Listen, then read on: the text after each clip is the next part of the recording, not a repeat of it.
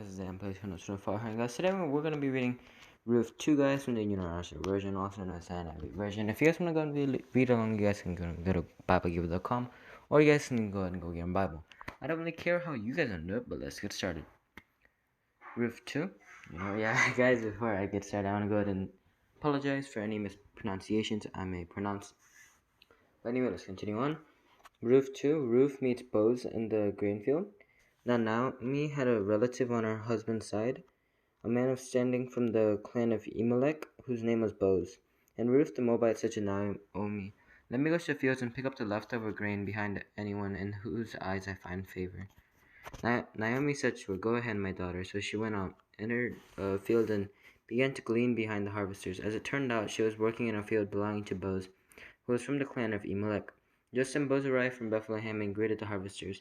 "The Lord be with you." "The Lord bless you," they answered.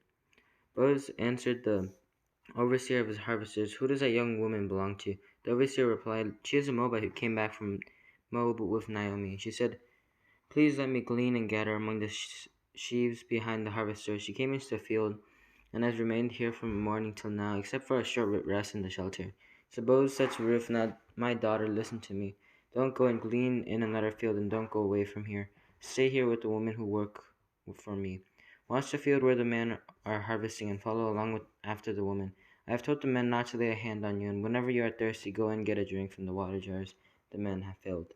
At this she bowed down with her face to the ground, and she asked him, "Why have I found such favor in your eyes, that you notice me, a foreigner?" Boaz replied, "I have been told all about what you have done for your mother-in-law since the death of your husband, how you left your father and mother and your homeland and came to live with a people you did not know before.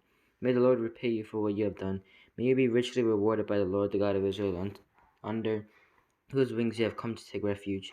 May I continue to find favor in your eyes, my Lord," she said. "You have put me at ease by speaking kindly to your servant, though I do not have the standing of one of your servants."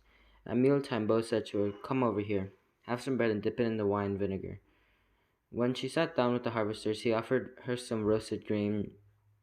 She ate all she wanted and had some left over. As she got up to glean, Boaz gave orders to his men, "Let her gather among the sheaves, and don't reprimand her. Even pull out some stalks for her from the bundles and leave them for her to pick up, and don't rebuke her." So Ruth gleaned in the field until evening. Then she threshed the barley she had gathered, and it amounted to about an ephah. She carried it back to town, and her mother-in-law saw how much she had gathered. Ruth also brought up and gave her what she had left over after she had eaten enough. Her mother-in-law asked her, "Where did you glean today? Where did you work? Blessed be the man who took notice of you."